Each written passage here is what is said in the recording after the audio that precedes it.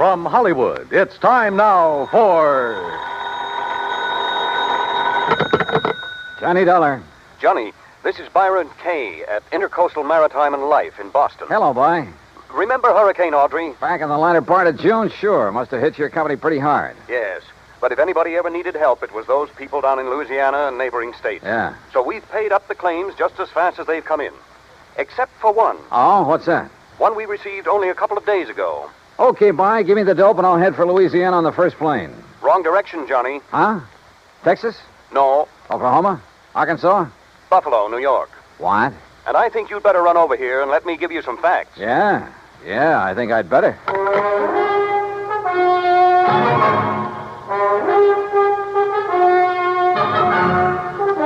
Bob Bailey in the exciting adventures of the man with the action-packed expense account. America's fabulous freelance insurance investigator. Yours truly, Johnny Dollar.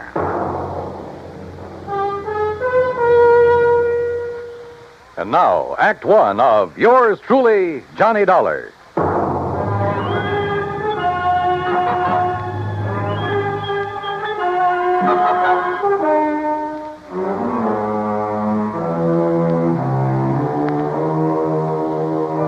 Expense account submitted by Special Investigator Johnny Dollar to the Intercoastal Maritime and Life Insurance Company, Boston, Massachusetts.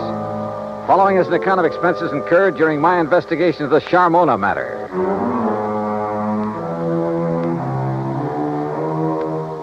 Expense account item 1, 1845. Plane fare and incidentals, Hartford to Boston, and a cab to Byron Kay's office in the Little Building. Glad to see you, Johnny. Hi. I'm glad you can take this on for me. Sit down. Okay, thanks. Ever hear of Charles Francis Keeley? Keeley? A very much reformed man, Johnny, who was apparently making a valiant try to live down some of the things he did earlier in his life. Like what? Well, he was I guess you'd call him a promoter, stock manipulator, that sort of thing. The point is, he made himself a lot of money a few years back until the authorities, the Securities Exchange Commission and so forth, put a stop to his fancy dealings. Sounds like a real nice guy. In any event, he had enough money by the time he quit to live pretty well. Nice home, beautiful wife, 62-foot cruiser, and that, by the way, is our biggest problem. Oh, I wish my biggest problem was a 62-foot cruiser. It is, Johnny. Now. Then tell me all. Yes. Early in June, he took his boat across Lake Erie to Detroit to have some work done on it at the Detroit Yacht Basin. Then, a couple of days before the end of the month, he started back for Buffalo. Oh, yeah, that hurricane was moving north about then, wasn't it? Yes, it was. And his failure to appear in Buffalo within a reasonable time didn't worry his wife a bit. Often before making that same trip, he'd stopped off in Cleveland to visit some of his old cronies. Uh-huh. But by July 20th, she began to get worried. She called the friends in Cleveland. They hadn't seen him. Then she called the Coast Guard. No word. A few days later, a couple of the life preservers from his boat washed up on the south shore of Erie near the little town of Lindsay. Ah. That enough for you, Johnny? How much insurance did he carry? On himself, $35,000. On the boat, $106,000. I see. Okay, bye. I'm on my way. Expense account item 2, transportation to Buffalo, where I signed in at the Statler Hotel. Item 3, $520 for dinner. Then taxi, that's item 4, to the Keeley home north of Delaware Park on Colvin Avenue. I don't know just what I'd expected Keeley's wife to look like. Suffice it to say, I was pleasantly surprised. She was young, tall, blonde, and beautiful, with eager, sparkling eyes and none of the signs of grief I'd anticipated. I don't know why you registered at a hotel, Johnny. May I call you, Johnny? Why, sure. Please call me Mona. May I pour you another drink? No, thanks. As I started to say, you could have stayed here. There's plenty of room, as you can see. Yes. This is a very beautiful house, Mona. Yes, but so empty now. I get terribly lonely, Johnny. Well, of course, I don't blame you. But now suppose we talk, if you don't mind, about the Johnny, thing if you have to be around for a few days, why don't you move out of that hotel and... Oh, I'm sorry. I shouldn't say that. I guess I'm sorry. It's all right. But I am lonely. Sure. Now, Mona, you realize this investigation is, it's just routine. Of course, Johnny. Now, as I understand, every effort has been made to find your husband. Of course. And to find the Charmona. Charmona? The cruiser. Oh, yes. It was a beautiful thing, Johnny. But now it's gone. And Paul. Paul? Yes, Paul Matthews was the pilot. Only he was more than that. He was very nice. Yeah. Well, now, as I... Oh, excuse me. Every time that phone rings, I hope it's some word, some news that perhaps... Well, you know. I'm not sure that I do. What? But by all means, answer it. Yes, excuse me. There was something distinctly wrong with this whole setup, that was for sure. The Coast Guard, yes. Yes, this is she. This is Mona Keeley. Perhaps Charles Keeley wasn't the only one in this family to arouse suspicion. What? Say that again. Especially now, with nearly $150,000 involved. Yes, well, how about Paul? I said, how about Paul? Then, when she finally finished with the phone call, came a couple of other surprises. Thank you. Johnny, he's all right. Huh? That was the Coast Guard. They found him. He's all right. Isn't it wonderful? That was the real surprise. Not what she said. Isn't it wonderful? Nor even the way she said it. But something deep back in her eyes that gave her away, that told me beyond the shadow of a doubt that she was lying through her teeth.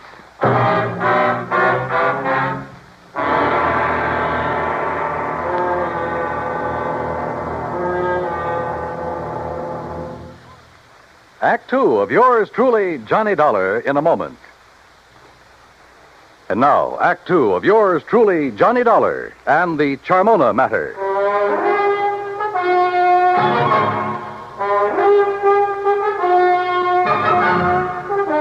The news that her husband was still alive came as quite a surprise to Mona Keeley.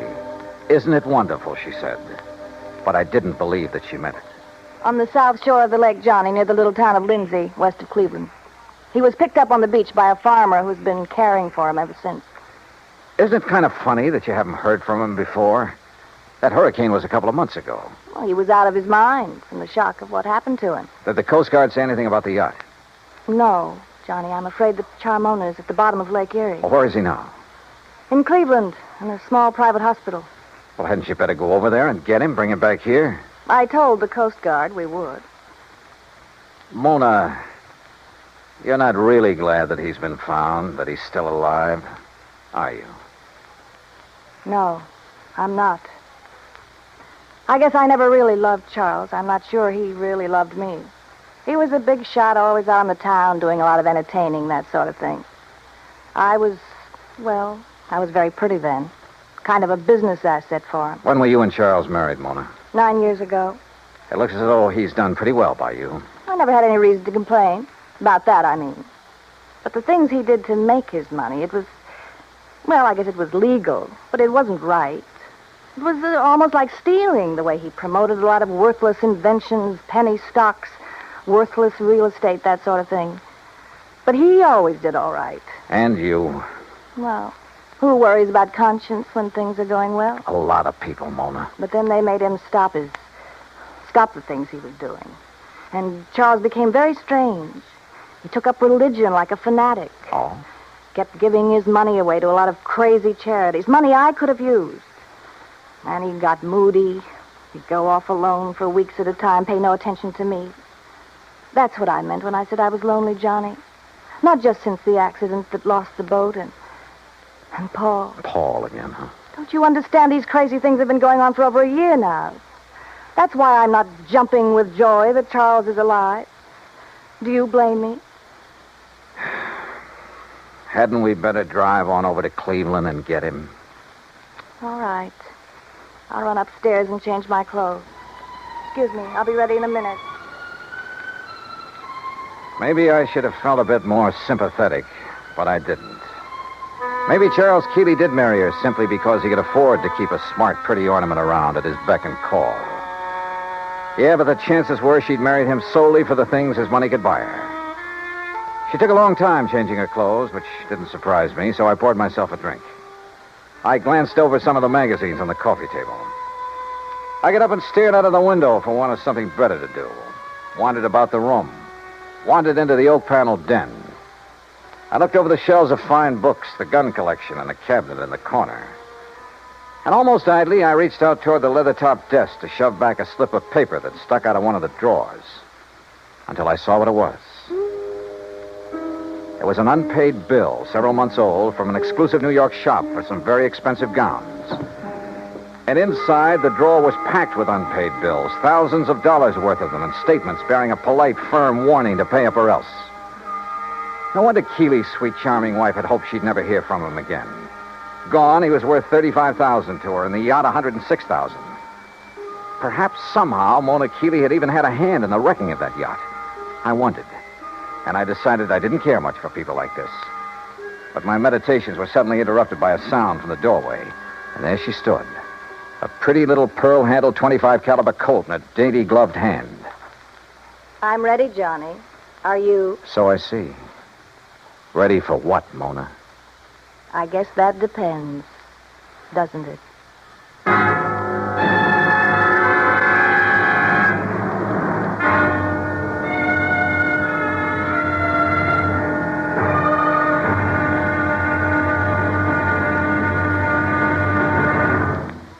Act 3 of yours truly, Johnny Dollar, in a moment. And now, Act 3 of yours truly, Johnny Dollar, and the Charmona matter. Mona Keeley stood there in the door of the den, a .25 caliber Colt in her hand. For she'd caught me going through the drawer of a desk, through papers that showed only too clearly why the loss in a storm of a $100,000 yacht might well have been carefully planned. Why she wished that her husband had gone down with it. You shouldn't have done it, Johnny. You shouldn't have looked in that desk. Pretty good proof, isn't it, Mona, that the wreck of the Charmona was no accident. I don't know how your husband worked it and still managed to get back to shore alive. You don't know what you're talking about. But he almost didn't make it, if what you've told me is the truth. Maybe that's because he didn't anticipate that the storms from Hurricane Audrey would hit Lake Erie. Maybe it's because... Well, we'll soon find out. Will you? Yes, when we drive over to the hospital in Cleveland and talk with him, if he's really there. Oh, he's there, all right. And you and I are going for a drive, but not to Cleveland. All right, now.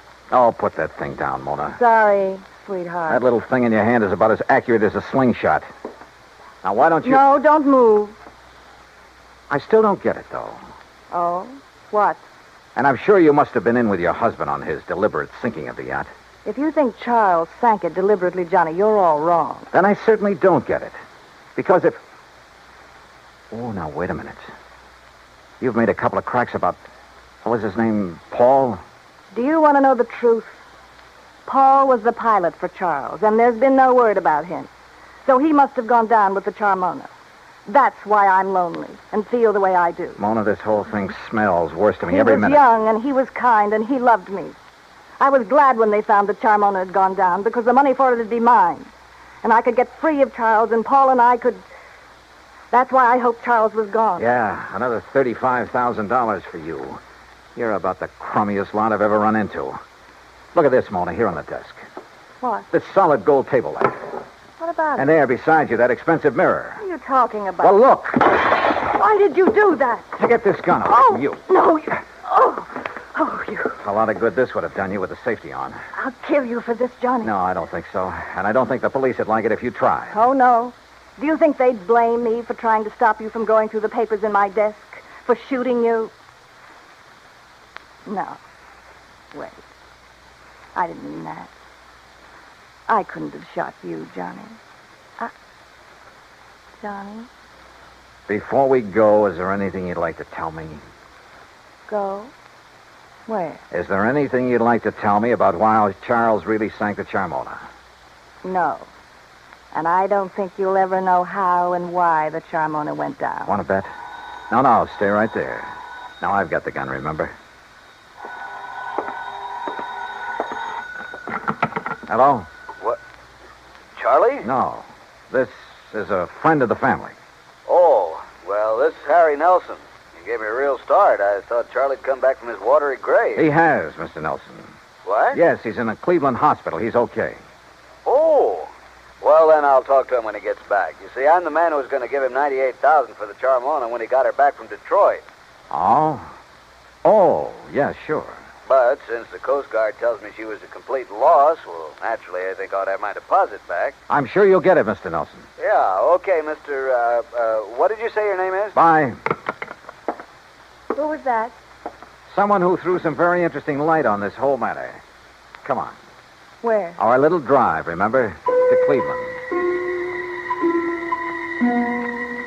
During the 5-hour drive to Grace Hospital on the outskirts of Cleveland, I questioned her, using every trick I could, but she refused to talk. The theory that Charles Keeley had deliberately sunk his yacht had gone up in smoke. If he had a buyer for it, he wouldn't need to try to collect the insurance on it. But I still knew the whole case was anything but lily white, and hoped that Keeley could explain a few things. When we arrived at the hospital, there was a police lieutenant in Keeley's room and a stenographer. When she saw them, Mona gasped slightly and sank into a chair, to which the lieutenant promptly handcuffed her. As Charles Keeley talked, the whole case became crystal clear, and at the same time about as sordid as anything I'd ever heard. I should have realized what was up when Paul Matthews suddenly refused to make the trip back to Buffalo with me. He was my pilot, Lieutenant. I phoned the Coast Guard about him as soon as... Yes, sir. It was on the Coast Guard's tip that we ordered Paul Matthews picked up. Picked up. Then he's all right. Shut her up, Lieutenant, or get her out of here. As I started to say, they not only picked him up, but found where he bought the various parts for the little device he used. Good. Device? What are you talking about, Lieutenant? Let me tell him. Sure, go ahead, Mr. Keeley. Then this stenographer will have it all down on the record. I should have known what was up when Paul suddenly decided not to go back with me just before sailing time. You see, I've suspected for some months that he and my wife behind my back... Charles. Shut up, you rotten little... Go on, Mr. Keeley. I should have known then, but I had to get the cruiser back to Buffalo to a friend who'd offered me cash for it. Harry Nelson. Yes, enough to get me back on my feet again. And I didn't know why Paul had left me to make the trip alone until the explosion about 5 hours out. What? Yes, Mr. Dollar, up forward, where there couldn't possibly have been anything explosive. A bomb of some sort? What else, Dollar? It was luck, sheer luck, that I was sailing in close, that I'd put on a life preserver because of the storm. That was the tail end of the hurricane down south, you understand? Yes, and it was luck that she went down right off Palace Rock. Yeah, that's exactly where the Coast Guard divers found her early this morning. A hole as big as a house blown out of her front end. Yes, that storm, that hurricane may have taken a lot of lives, but it saved mine.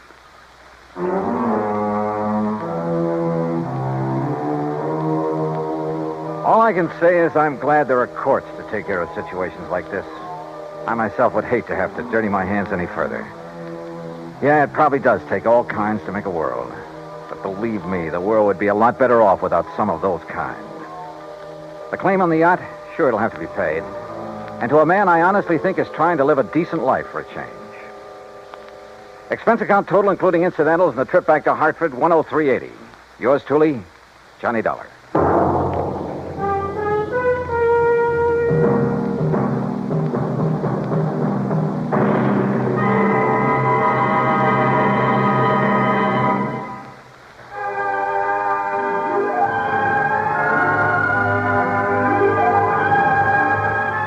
Yours truly, Johnny Dollar, starring Bob Bailey, originates in Hollywood